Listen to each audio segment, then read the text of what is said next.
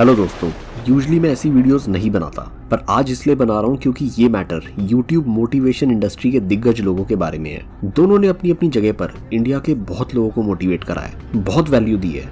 एक बंदे के अराउंड 21 मिलियन सब्सक्राइबर्स हैं और दूसरे के अराउंड 28 मिलियन। जी हाँ, मैं बात कर रहा हूँ विवेक बिंद्रा और संदीप महेश्वरी की। विवेक बिंद्रा एक ऐसे मोटिवेशनल स्पीकर हैं जो अपनी high quality animated case studies, entrepreneurship पे कोर्सेज, सेमिनार के लिए जाने जाते हैं। और दूसरी तरफ है संदीप महेश्वरी। आई थिंक उस आदमी को इंट्रोडक्शन की जरूरत ही नहीं है। उस आदमी ने यूट्यूब पे बहुत ज्यादा कमाया है और बहुत ज्यादा खोया भी है। जी हाँ, कमाया है दुनिया का जेन्युइन प्यार, रिस्पेक्ट। उन्होंने कितनी लाइफ चेंज करी है। और खोया है बहुत ज्यादा पैसा जो वो आदमी यूट्यूब से कमा सकता था।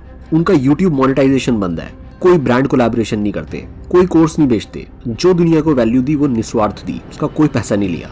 और तभी आज शायद लोग संदीप महेश्वरी को ज्यादा सपोर्ट कर रहे हैं। ये तो आप दोनों के कम्युनिटी पोस्ट पर लाइक्स और कमेंट्स देखकर ही जज कर सकते हो।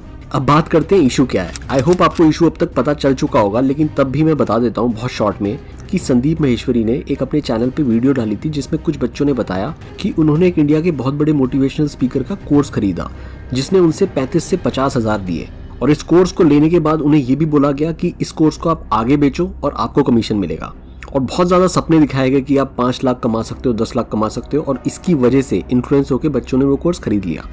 अब मजे की बात यह है कि इस वीडियो में कहीं भी विवेक बिंद्रा या बड़ा बिजनेस का नाम नहीं लिया गया था, लेकिन तब भी विवेक बिंद्रा ने संदीप महेश्वरी की टीम को उस वीडियो को डिलीट करने के लिए बोला। और यही नहीं, विवेक बिंद्रा के कुछ एम्प्लॉयज संदीप महेश्वरी के घर गए और एक मीटिंग करने के लिए बोला जिसमें विवेक बिंद्रा पहले की तरह शो में आएंगे और सारी बातें क्लियर करेंगे। और दोनों ने इस बारे में खुलेआम अपने YouTube कम्युनिटी पोस्ट पे अपना अपना पॉइंट रखा।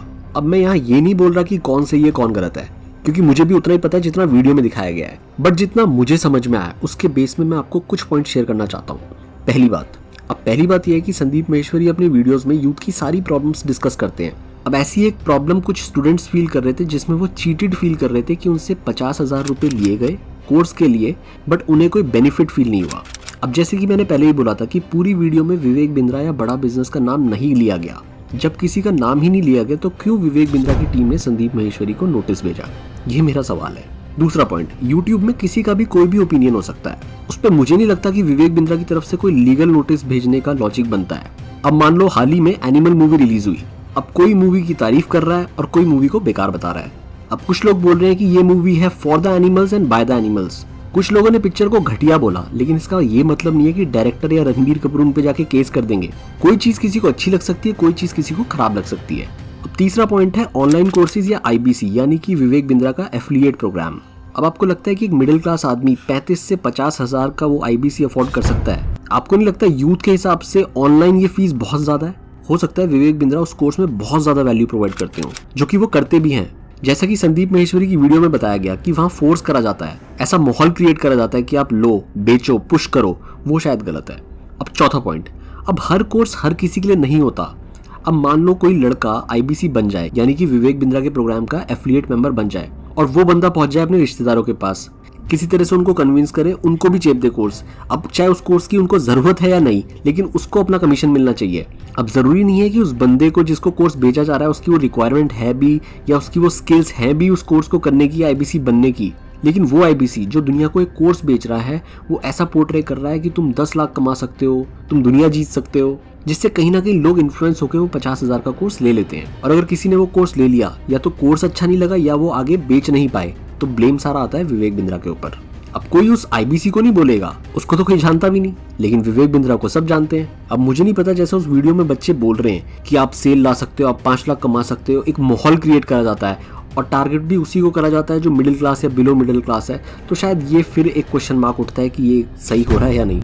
अब मैं नहीं जानता कि इस बारे में विवेक बिंद्रा को पता है कि उनके IBCs बहुत ज्यादा पुश सेलिंग करते हैं या उनकी टीम बहुत ज्यादा पुश सेलिंग करती है। और इसमें ये भी पॉइंट निकल के आता है कि ये तो वो IBCs हैं जो बेच नहीं पाए। कुछ ऐसे IBCs भी होंगे जो अच्छे से बेच पा रहे होंगे, उनको मजा आ रहा होगा, वो नहीं बोलेंगे। अब यहाँ पे बात आती है कि YouTube पे कुछ लोग विवेक बिंद्रा को सपोर्ट करेंगे और कुछ लोग संदीप महेश्वरी को सपोर्ट करेंगे। अब आशीष चंचलानी जैसे बड़ी यूट्यूबर ने भी विवेक बिंद्रा को गलत ठहराया। अब एग्जैक्टली क्या होगा वो तो बाद में पता चलेगा, लेकिन ये जो भी हो रहा है ना दो बड़े मोटिवेशनल स्पीकर्स के बीच में, ये सही नहीं है। अब अगर प्रूव हो जाता है कि विवेक बिंद्रा पे जो भी एलिगेशंस लग रहे हैं वो सही हैं और लोगों से पैसा लिया गया और उनको कोई बेनिफिट नहीं मिला है, तो यार ये जितने भी IBCs हैं यानी उनके एफिलिएट पार्टनर, उनका या तो पैसा वापस करो या उनको ट्रेनिंग दो जिससे सही लोगों को वो कोर्स बेच पाए। अब ये तो वक्त ही बताएगा कि क्या होता है। अब इस सारी कंट्रोवर्सी को समझने के बाद ये कुछ पॉइंट्स और सवाल मेरे दिमाग में आ रहे थे। मैं ये नहीं बोल रहा कि कौन सही है कौन गलत है, क्योंकि अभी तो ये केस शुरू हुआ है, बट मुझे आप कमेंट बॉक्स में जरूर बताना कि आपको क्या लगता है कि क्या सही है। बाकी वक्त बताएगा।